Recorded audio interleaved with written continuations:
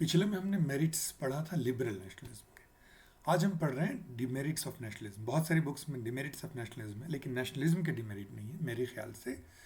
Demerits of aggressive nationalism है ना। आपकी किताबों में बहुत सारी टेक्स्ट बुक में लिखा है merits of nationalism and demerits of nationalism. देखिए, चूंकि नेशनलिज्म बहुत तरीके के होते हैं, इसलिए एक्चुअली तो हमको सबके मेरिट्स डिमेरिट्स अलग से पढ़ने चाहिए। लेकिन यहाँ पर मैं आपको merits of liberal nationalism discuss किया। आज मैं डिस्कस करूंगा डिमेरिट्स ऑफ एग्रेसिव नेशनलिज्म। पहला, कॉलोनिज्म और इंपीरियलिज्म को जस्टिफाई करता है। जैसे चाइना जो अपने बॉर्डर बढ़ा रहा है, उनकी दृष्टि से देखें तो नेशनलिस्ट है, क्योंकि अपनी सीमा जो वो बढ़ा रहे हैं, तो कहीं ना कहीं कॉलोनिज्म और इंपीरियलिज्म जस्टिफाई हो रहा है।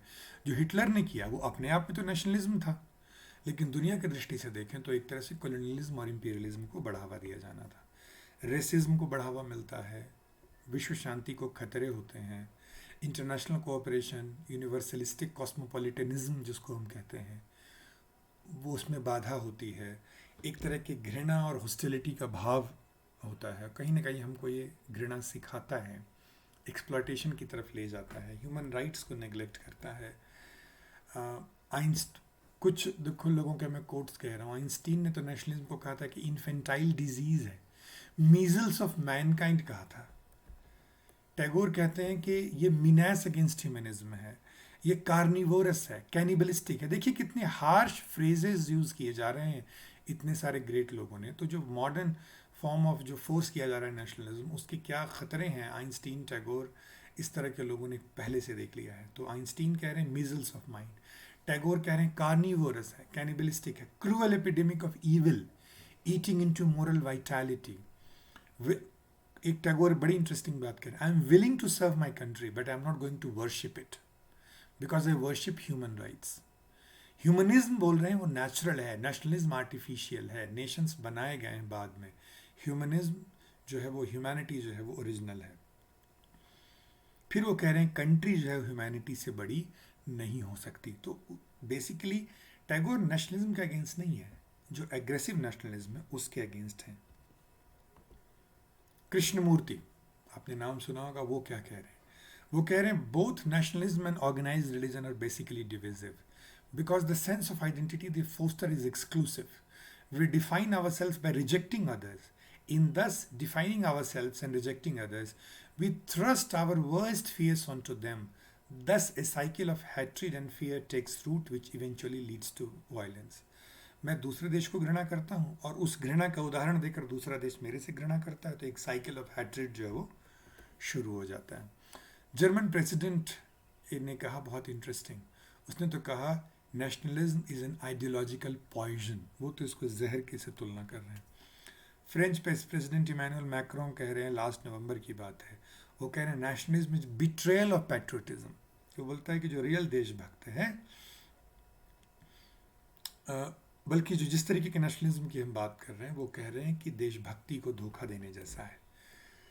अब हम फाइनल एस्पेक्ट पे जो मैंने आपसे जिक्र किया था कि फिर किस तरह की नेशनलिज्म जो है वो प्रमोट की जानी चाहिए, तो मेरे ख्याल से कॉन्स्टिट्यूशनल पैट्रियोटिज्म जो नेशनलिज्म का पार्ट है, कॉन्स्टिट्यूशन जो है हमको एक देश के रूप में जोड़ता है।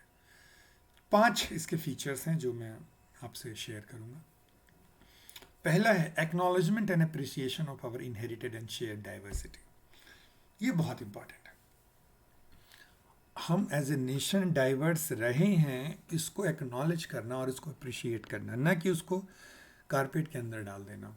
ये कॉन्स्टिट्यूशनल पैट्रियोटिज्म की बेसिक कैरेक्टरिस्टिक्स हैं कि हम शुरू से ही डाइवर्स रहे हैं। दूसरी चीज़, हमारी जो सिटीजनशिप है अलग अलग लेवल्स पे है। धर्मशाला के लेवल पे भी मेरी सिटीजनशिप है, हिमाचल के लेवल पे भी मेरी सिटीजनशिप है, नॉर्थ इंडिया के लेवल पे भी मेरी सिटीजनशिप है, इंडिया के लेवल पे भी सिटीजनशिप है, एशिया के लेवल पे भी सिटीजनशिप है। तो आप देख रहे हैं सिटीजनशिप के अलग अलग लेवल्स हैं, जहाँ पर हमको, मतलब मैं अपने एक धर्मशाला के नागरिक के रूप में यदि मेरा कर्तव्य है कि मैं कूड़ा सड़क पे न फेंकूं, वो तो कर्तव्य मैं पालन नहीं कर रहा हूँ, लेकिन जब पाकिस्तान को गाली देने का मौका आता है तो मैं वहाँ पर खड़े हो जाता हूँ। इसका मतलब मैं अपनी सिटीजनशिप का निर्वाह नहीं कर पा रहा हूँ। तो सिटीजनशिप जो है वो अलग अलग लेवल पे इनैक्ट होती है। ये जो कॉन्स्टिट्यूशनल पैट्रियोटिज्म है, रिकॉग्नाइज करता है कि कोई स्टेट, कोई नेशन, कोई रिलीजन, कोई लीडर, कोई कल्चर परफेक्ट नहीं है, फ्लॉलेस नहीं है। हर स्टेट, हर नेशन, हर रिलीजन, हर लीडर, हर कल्चर में फ्लॉज हैं। वन अपमैनशिप नहीं है कि मेरा लीडर, मेरा रिलीजन, मेरा कल्चर, मेरी भाषा, मेरा देश तुम्हारे देश से अच्छा है। फिर एनेबिलिटी, हमारे देश में जो बुरा है उसको लेकर के शेमफुल फील करना भी ज़रूरी है। अपने देश की बुराइयों को भी महिमा मंडित यदि हम करना शुरू कर दें तो हमारा देश कभी भी प्रगति नहीं कर पाएगा। तो कई बार जो हमारे देश की रियलिटीज़ को दिखाती हुई फिल्में हैं या नॉवेल्स हैं, उनकी बुराई की जाती है और उनको बैन किया जाता है। कहा जाता है कि हमारे देश की गलत छवि पेश की जा रही है। बट सच्चाई यह है कि वो वास्तविकताएं तो हैं ही, हम उनसे यदि मुंह मोड़ते हैं इसका मतलब हम रियल सेंस में पैट्रियोटिक नहीं हैं। तो ability to feel shame at the failure of our state and society, and we must have the desire and will to correct them. State की करतूत को और सोसाइटी की करतूत को जस्टिफाई करना पैट्रियोटिज्म नहीं है। एंड फाइनली, हम अपनी कल्चर में से रूटेड भी हों, कल्चर की कमियों को दूर करें और दूसरे कल्चर में जो बेस्ट है वो भी हमसे सीखें। जैसे यूरोप हमसे योग सीख रहा है, तो बहुत सारी चीज़ें हैं, रैशनलिज्म के जो आइडियाज़ हैं फॉर एग्जांपल, वो हम यूरोप से सीख सकते हैं। तो ये जो दूसरों से सीखने की जो एक ओपननेस होनी चाहिए कि दूसरों में जो बेस्ट है उसको हम ग्रहण कैसे करें, वो भी पैट्रियोटिक के एक इम्पॉर्टेंट लक्षण है। तो यदि हम पूरे इस डिस्कशन को कंक्लूड करें तो देखिए, नेशनलिज्म नहीं है, नेशनलिज्म्स हैं। कुछ फॉर्म देश के लिए अच्छे हैं जिसको गुड नेशनलिज्म कहता हूँ मैं, और कुछ फॉर्म देश के लिए बुरे हैं जिसको बैड नेशनलिज्म कहते हैं। जो बुरे तरह का नेशनलिज्म है इसको बहुत सारी चीज़ों से जोड़ा जाता है। अनरूली पॉपुलिज्म, उससे लेकर के जीनोसाइड, दूसरे प्रजाति धर्म के लोगों को पूरी तरह से ख़त्म करना भी जस्टिफाई किया जाता है। जैसे रुआंडा में जो हुआ, कई लोगों के लिए जो हुलिगनिज्म है, गुंडागर्दी को जस्टिफाई करना नेशनलिज्म है। लुम्पिनाइजेशन, जिसको लुच्चा लफंगा, लफंगाकरण जिसको आप कहते हो, जब आपकी डेमोक्रेसी लफंगों, लुच्चों, गुंडों के हाथ में चली जाती है, वो नेशनलिज्म नहीं है। लेकिन वो यदि आप उनसे पूछें तो वो अपने हिसाब से नेशनलिस्ट हैं। एक्चुअली जो रियल नेशनलिज्म है, जैसा मैंने आपको डिस्कस किया, लिबरल नेशनलिज्म का जो फ़ायदे डिस्कस किए, वो रियल नेशनलिज्म जो है that can help create wealth, it can fight corruption, it can lower the crime rate, better adherence to law, it gives a sense of unity and solidarity. तो basically जो liberal nationalism के जो फ़ायदे हैं, real जो nationalist country वहाँ आप देखें तो करप्शन बहुत कम है ना। बट हमारे देश में करप्शन का लेवल आप देखो, दुनिया में जो करप्शन की स्टडीज़ होती हैं, हमारा देश की हालत उसमें बहुत ख़राब है। यदि हम रियल सेंस में नेशनलिस्ट होते तो करप्शन का लेवल हमारे यहाँ बहुत कम होता, फीमेल इन्फेंटिसाइड का लेवल हमारे यहाँ बहुत कम होता, महिलाओं की दशा बहुत बेहतर होती, उनके खिलाफ जो सेक्सुअल एक्सप्लॉयटेशन के केसेस हैं वो बहुत कम होता। तो रियल नेशनलिज्म जो है उससे वेल्थ क्रिएट होता है, करप्शन से लड़ाई होती है, क्राइम रेट कम होता है, यूनिटी और सॉलिडारिटी का सेंस आता है। और हेज नाम के विद्वान ने जो कहा है उसी से मैं अपनी बात ख़त्म कर रहा हूँ।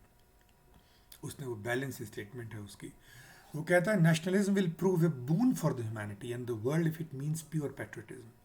यदि नेशनलिज्म का मतलब राष्ट्रवाद न होकर के देशभक्ति है तो वो देश के लिए और दुनिया के लिए और मानवता के लिए, सबके लिए वरदान है। लेकिन यदि एक आक्रामक रूप ले लेता है तो उससे सिर्फ दुश्मनी पैदा होगी, एक नॉन कोऑपरेशन पैदा होगा देशों के बीच, और विश्व शांति हमेशा के लिए भंग हो जाएगी, खंडित हो जाएगी। और इस रूप में ये अभिशाप है। तो मैंने आपको ये जो 3 वीडियोस का सीरीज़ है उसमें नेशनलिज्म को बहुत डिटेल डिस्कस किया, हालांकि सिलेबस के हिसाब से इतनी डिटेल डिस्कशन की ज़रूरत नहीं थी। मुझे नेशनलिज्म पे एक छोटा सा वीडियो मिला है, तो वो मैं आपको 4th video in this series upload करूँगा। तो 4 वीडियोस हम नेशनलिज्म पे डिस्कस कर रहे हैं। फिर हम 2 वीडियो नेशनलिज्म इन एजुकेशन, जो कि रियल सिलेबस है, उस पर फोकस करेंगे।